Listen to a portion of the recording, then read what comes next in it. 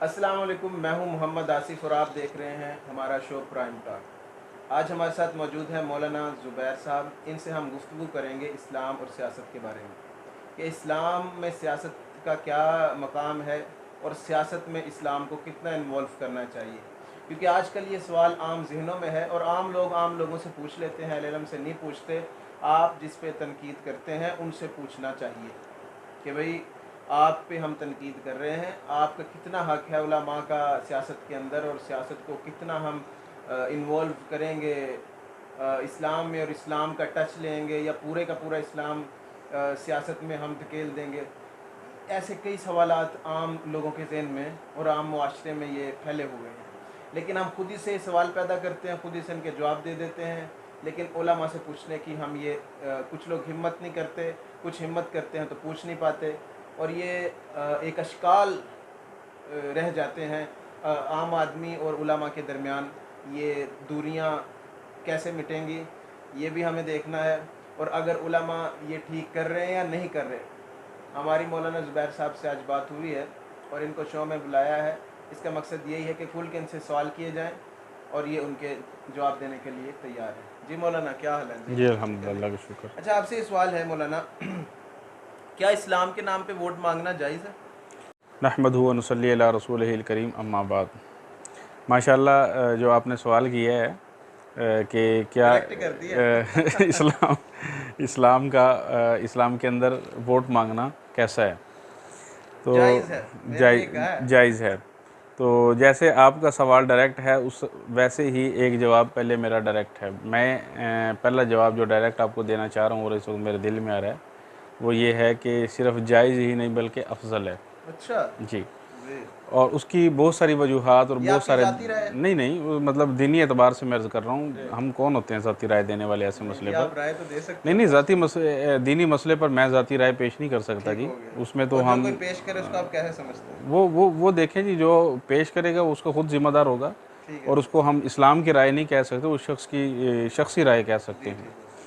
तो जहाँ तक वोट के हवाले से इस्लाम का कॉन्सेप्ट है, उसमें सबसे पहले तो आप हज़रात इस बात को ज़हन नशीन कर लें कि इस्लाम दुनिया का वो वाहिद मज़हब है जिसने इंसानियत का शऊर अता किया। अब ये मेरा जुमला आप हज़रात समझ रहे होंगे, आप समझ रहे होंगे कि ये जुमला कैसा है और किस तरह से मौलाना ने बयान किया। तो इंसानियत को समझने के लिए, इंसानियत समझने के लिए सबसे पहला तसव्वुर जो दिया है दुनिया के अंदर वो इस्लाम ने दिया है। इस्लाम से पहले तो दुनिया के अंदर कोई कानून ही नहीं था, इस्लाम से पहले तो कोई निज़ाम ही नहीं था। अगर दुनिया में कोई कामयाब और बाकायदा दस्तूरी रियासत कायम हुई है तो वो जनाब रसूलुल्लाह सल्लल्लाहु अलैहि वसल्लम की रियासत थी, और आप सल्लल्लाहु अलैहि वसल्लम पहले कायद और लीडर थे जिन्होंने दुनिया को एक दस्तूरी तौर पे माशरे की इज्तमाइयत के साथ ज़िंदगी जीने का ढंग और सलीका सिखाया। इससे पहले कायनात में कोई रियासत मौजूद नहीं थी। और जनाब रसूलुल्लाह सल्लल्लाहु अलैहि वसल्लम की हदीस है, कानत बनु इसराइल उसूसुल अंबिया, के जो बनी इसराइल के अंबिया हैं वो अपनी उस कौम की जो है वो सियासत किया करते थे उस ज़माने की बहैसियत कौम का लीडर। तो इसमें किसी किस्म की कोई ममानियत नहीं है कि कोई शख्स इस्लाम की खिदमत करने के लिए वो अगर ये समझता है कि वो इस रास्ते के ज़रिए से इस्लाम की खिदमत कर सकता है, वो वोट लेके पार्लियामेंट में जाए और वहाँ पर जाके इस्लामी कवानीन और इस्लामी दफ़ात के जो प्रचार के लिए काम करे। तो मैं ये समझता हूँ कि ये इससे आला और इससे अफजल जो है वो इस वक्त में कोई काम नहीं हो सकता। मतलब कि जन्नत के नाम पे वोट मांगना, आखिरत के नाम पे वोट मांगना, जी, आप कह रहे हैं ठीक है? आप मुझे ये बताएं कि अगर जन्नत के नाम पे चंद दिन पहले एक आलिम का ये जवाब था। इस्लाम के नाम पे अगर कोई शख्स पाकिस्तान जैसे इस्लामी जमहूरिया पाकिस्तान में जिस रियासत को ही इस्लाम के नाम पे बनाया हो, जिस रियासत का मतलब ही ला इलाहा इल्लल्लाहु मुहम्मदुर रसूलुल्लाह हो, उस रियासत के अंदर इस्लाम के नाम पे वोट मांगना क्यों जायज़ नहीं है? क्या आप इस रियासत की बुनियादों को नहीं जानते? लेकिन आप कहते हैं मौलाना कि जो आम पार्टीज़ हैं, जैसे कि पीटीआई है, जी पाकिस्तान तहरीक इंसाफ, पीएमएलएन है, और पाकिस्तान पीपल्स पार्टी है, जी जी। अगर ये इस्लाम के नाम पे वोट मांगे तो आप कहते हैं कि मजहबी कार्ड खेल रहे हैं। वो इस ये दो राय नहीं हाँ, है। वो ये भी सवाल आपका ठीक है।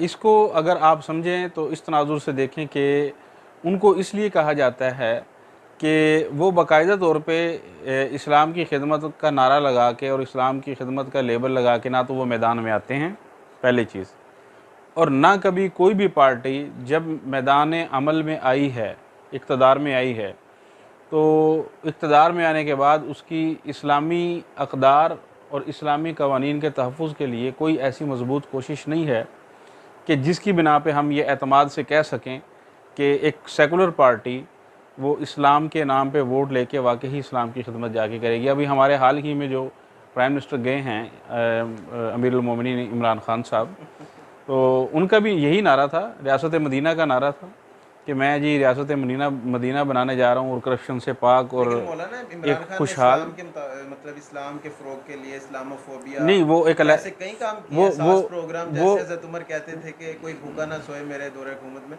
तो इमरान खान ने ऐसे काफ़ी अच्छे काम किए। आप जी उसको बिल्कुल, सराहते क्यों नहीं? जी मैं तो सराहने के लिए तैयार हूँ। फ़ॉरेन फंडिंग केस में आप देख रहे हैं अभी जो कुछ हो रहा है, तो मैं उस मौजू पे नहीं जाना चाहता।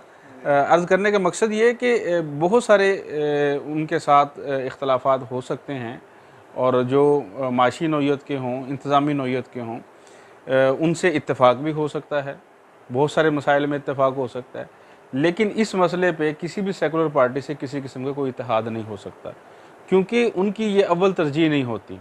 उनकी अव्वल तरजीह ही इक़्तिदार होता है।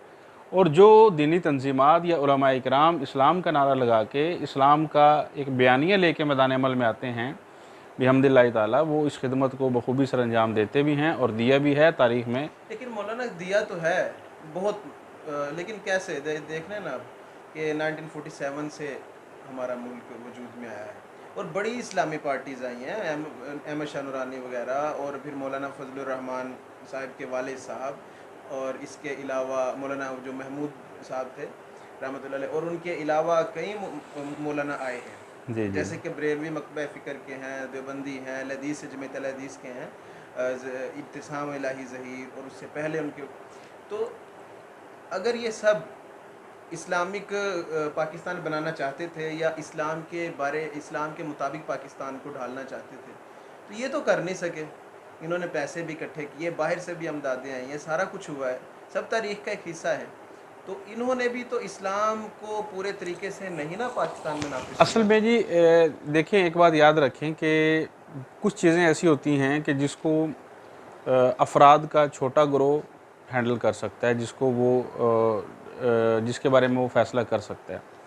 मिसाल के तौर पे आपका हल्का है, तो हल्के के अंदर जैसे MN बहुत सारे मामलात के अंदर साहिब इख्तियार होता है, इसी तरीके से एक यूनियन कौंसल का चेयरमैन है, तो वो अपने हल्के के अंदर बहुत सारे मामलात का अपनी कौंसल के अंदर साहिब इख्तियार होता है।